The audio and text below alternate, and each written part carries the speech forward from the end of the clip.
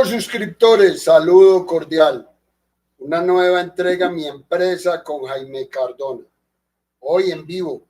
Nos pueden seguir en las redes de YouTube, de Instagram, para que puedan interactuar, para que le puedan hacer preguntas al personaje con el que estoy, que hoy vamos a tratar un tema que es quizás no tanto de modernismo, sino de futuro.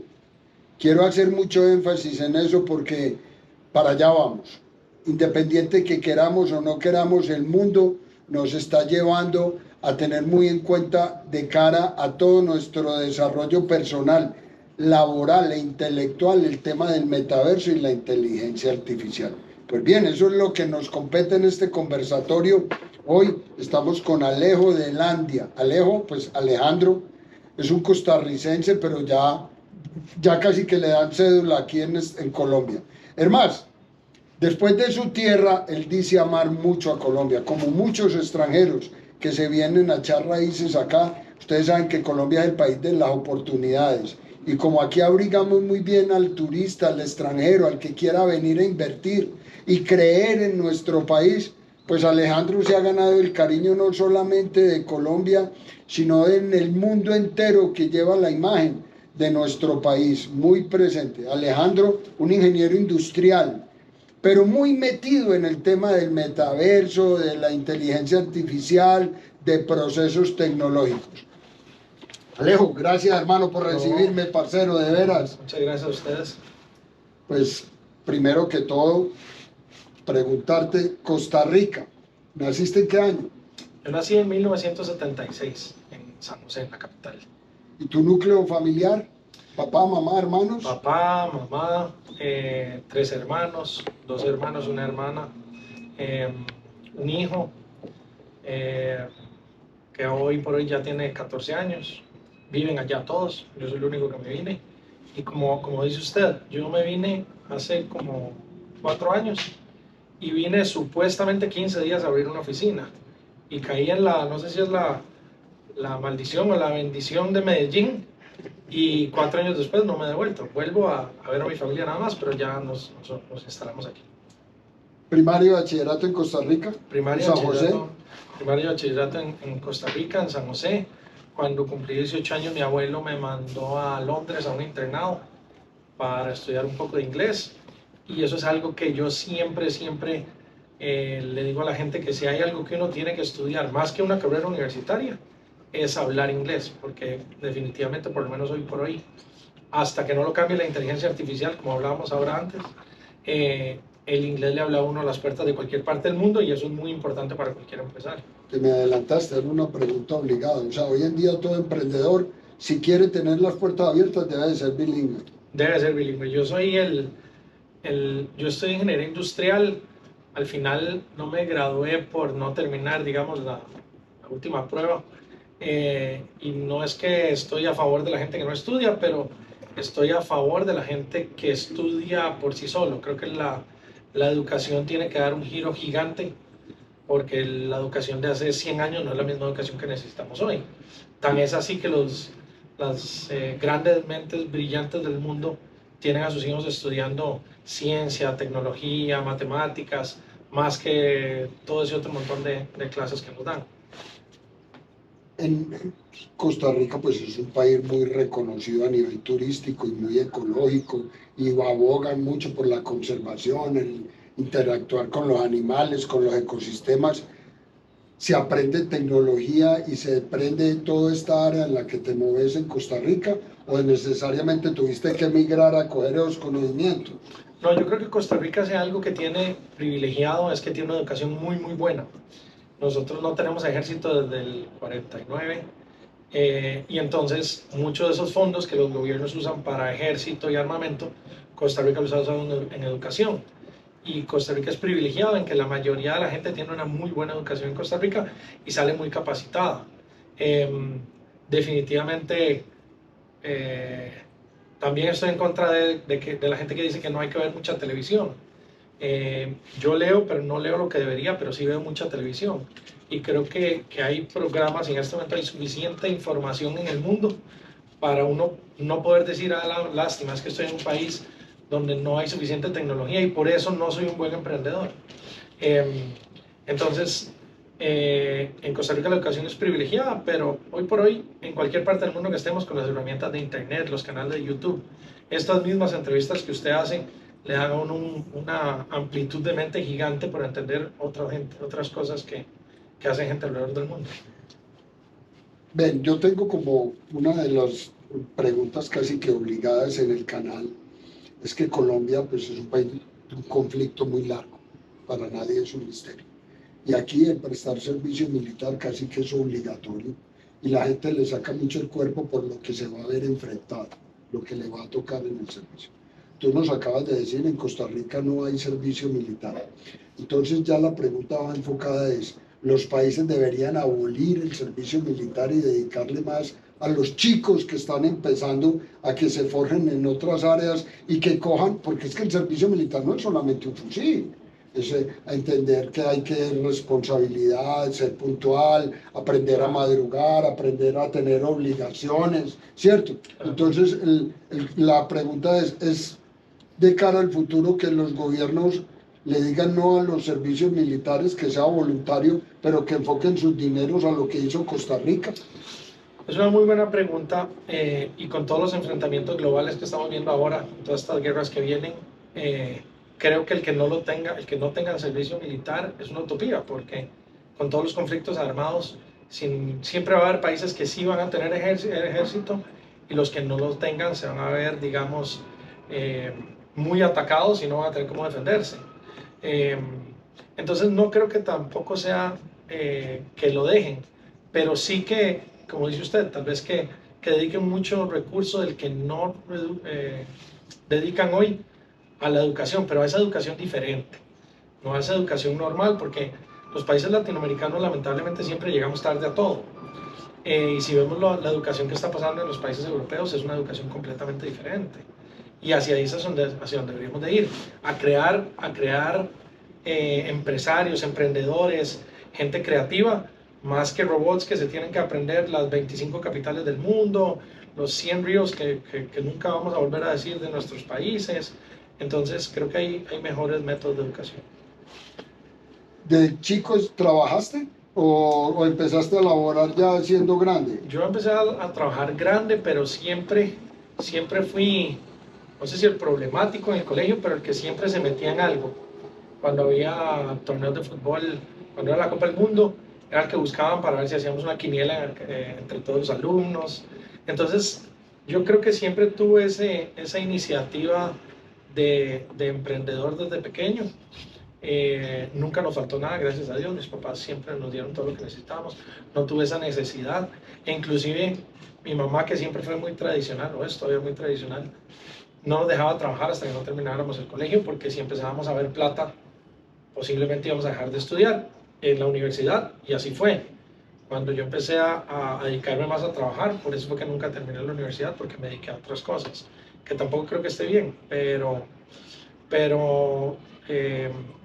siempre trabajé después de que ya 17 años, de ahí en adelante ya siempre trabajé. Y siempre traté, tuve empresas de marketing. ¿A qué edad conseguiste el primer aparato electrónico? Llámese celular, llámese computador. Y la otra parte del cuestionamiento es, los jóvenes hoy en día deben de aspirar, antes de comprar un balón, una bicicleta, comprar un celular, un portátil. Ay, qué buena pregunta, porque toda mi infancia fue lo que no es hoy. La gente, digamos, nosotros teníamos Nintendo, todos los aparatos electrónicos, tuvimos computadora siempre, pero tuvimos mucho tiempo en el que andábamos en bicicleta en el barrio, teníamos una pandilla que según nosotros era una pandilla que hacíamos juegos y peleábamos contra los del otro barrio, pero las pandillas antiguas, no las de ahora. Sí, pero, sí. pero nosotros nos íbamos cuando veníamos del colegio a las 2 de la tarde y los papás de nosotros no volvían a saber de nosotros hasta las 6 que teníamos que entrar. Hoy eso no se puede dar, ni se ve, ni creo que se vaya a volver a dar próximamente. Yo con mi hijo siempre siempre le facilité, hey, yo sí creo que usted tiene que tener un iPad desde muy jovencito, y hay gente que dice, no, ¿cómo vamos a darle un iPad a los 4 o 5 años? Pero yo sí creo que esa parte de tecnología en los niños de hoy en día es importante que la tengan. Y esos chiquitos ya nacen como con un chip, de todas maneras ¿Y vienen. cuál es la herramienta ideal, Alejandro? ¿Un celular, un iPad o un PC? La verdad es que hoy por hoy, teniendo acceso a poder tener cualquier cosa, el que puede tener un celular, un iPad o un PC, el celular hoy tiene igual potencia que un PC o que un iPad. Entonces yo creo que un celular es suficiente para hacer cualquier cosa. Yo, mi PC, no me acuerdo la última vez que lo encendí, y mi iPad, si acaso lo uso para ver películas en los aviones, todo lo hago desde el teléfono. Y desde ese punto de vista del celular, ¿cuál es la tecnología ideal? ¿Es indiferente a Android, indiferente a otro tipo de tecnología? Yo creo que es indiferente, aunque yo tengo un teléfono iPhone y cuando en algún momento se me ha quebrado y he tenido que usar un Android, es imposible de usar porque lo veo súper complejo. Pero el que usa Android, cuando trata de usar un iPhone, dice que no lo sabe usar. Pero la tecnología La te tecnología también, adaptas a eso. sí, pero sí es importante. Cuando recibiste tu primera paga, y esto pues porque los jóvenes de hoy en día, cuando reciben su primer sueldo, pues muchos piensan en rumba, en darse gusto, en comprar un reloj fino, bueno, etcétera. ¿Te acordaste de tus padres cuando recibiste la primera paga? Yo no sé si en ese momento, y para bien o para mal, ellos, gracias a Dios, siempre estuvieron bien económicamente. Sí estoy seguro que en algún momento, no recuerdo si fue con el primero, pero en algún momento con parte de su salario les dije: "Hey, vamos y los invito a comer", porque uno se siente bien por primera vez de poder invitarlos a algo cuando ellos son siempre los que nos han pagado toda nuestra educación, nuestra alimentación, todo. Pero en tu Entonces, sí. caso, perdón, en tu caso, pues no hubo, digamos, la necesidad. Muchos sí tienen la necesidad de porque sus padres con mucho esfuerzo, mucho sacrificio, pues han hecho cosas increíbles por sacarlo adelante. En conclusión, uno debe ser agradecido, así sea papá, venga, yo le pago los servicios, o papá, venga, le invito a comer, pero tener clara esa visión de que hay que retribuirle a los padres. Sí, y yo creo que yo siempre he dicho que el, el principal defecto, o por lo menos el que yo más odio, porque uno puede ser un montón de cosas, pero para mí el ser malagradecido es el peor defecto del ser humano. Alguien que en algún momento te ayudó cuando lo necesitaste y que después, cuando ellos te necesitan, vos digas que no. Eso pasa todos los días. Me ha pasado a mí, me ha pasado a mucha gente. Eh, y ayer, de hecho, hablaba con mi mamá de una historia que un primo mío que se acaba de ganar una plata en un negocio, y la abogada le preguntó: ¿y qué va a hacer usted con esta plata? Y sus papás están muy bien económicamente. Y él lo que dijo fue: no, yo voy a ayudar a mi papá que tiene una deuda que aunque sea pequeña y él tal vez la pudiera saldar, quiero saldársela yo. Y quiero comprarle un carro nuevo porque él no se lo va a comprar, aunque tenga la plata. Entonces quiero darle ese gusto que aunque no lo necesita, sí, sí nació de él dárselo. Y yo sí creo que uno tiene que ser así, cuando puede, no es en sus primeros salarios, a veces uno puede durante un tiempo y después no puede otra vez. La vida del emprendedor es muy compleja porque uno hoy está bien y pasado mañana tal vez no. En esos momentos donde uno esté bien, yo sí creo que uno tiene que aprovechar y agradecer monetariamente a toda la gente que lo ha ayudado. Mucha gente dice: no, y si después te quedas sin plata, eso siempre va a pasar, o a mí me ha pasado varias veces. Entonces uno vuelve a estar sin plata y ya no puede seguir ayudando o haciendo las cosas que quisiera, pero yo creo que una de las principales virtudes es que uno tiene que ser agradecido. ¿Qué te trajo a Colombia, Leo? ¿Por qué Colombia? Nosotros en el 2017, 2018, teníamos una compañía de tecnología, de blockchain específicamente.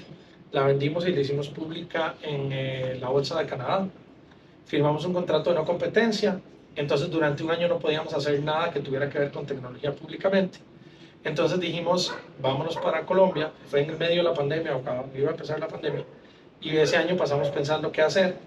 Apenas tuvimos la oportunidad, viajamos a Colombia a abrir una oficina y ver qué tanto talento humano había, porque nosotros íbamos a abrir una oficina en Malta y una en Portugal, que ya teníamos ahí bastante cosas vistas, inclusive operaciones pequeñas. Y cuando vinimos aquí, específicamente a Medellín, el asombro fue que hay una gente impresionantemente capacitada que pueden competir con cualquier persona de cualquier parte del mundo, que la verdad es que cuesta 5 veces menos contratarlos, pagarles su seguridad social, etcétera, y que además por la calidad del latino, son un activo para una empresa sumamente importante, porque no trabajan de 8 a 5 y se van, sino que es gente muy entregada a los proyectos. Y ese sentimiento de pertenencia hace que todos los proyectos crezcan más rápido. Y lo que iba a ser 15 días se transformó en 4 años. Y traías una convicción de negocio ya definida. Bueno, No. vamos a ir a buscar, a ver qué hacer, o ya hay una proyección. No, veníamos... Acuérdate, perdón Alejo, que es que Colombia ha sido un país de migrantes, tanto internos como que salen a buscar el mundo, como gente que viene, como en tu caso, a buscar qué hacer. Entonces, digamos que la balanza se equipara, ¿cierto? Se estabiliza ese tema conceptual.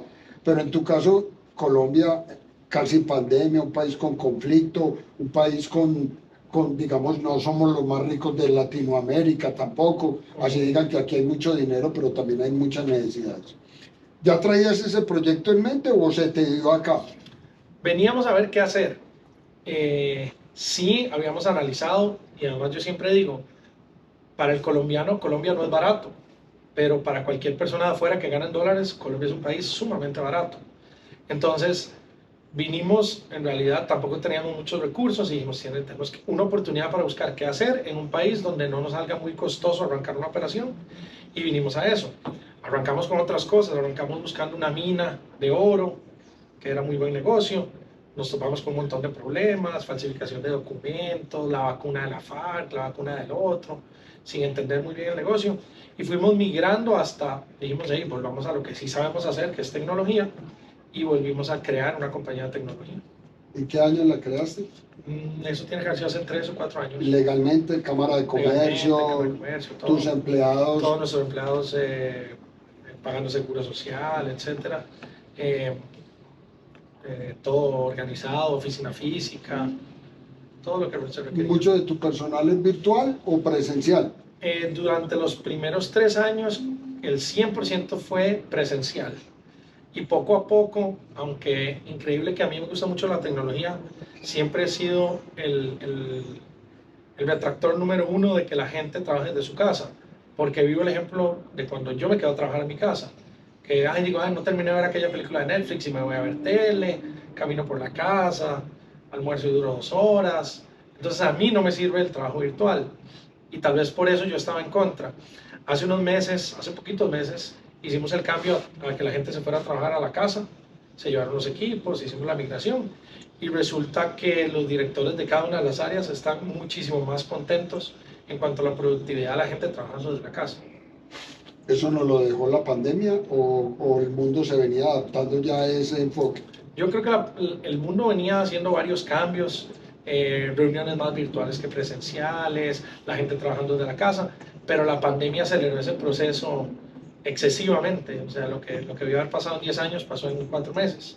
Entonces, hoy por hoy, yo creo que eso es algo que ya no va a cambiar y la gente va a seguir trabajando desde su casa y va a seguir como estamos. Ahora sí entremos en materia, Alejo, y vamos a definir 2 conceptos.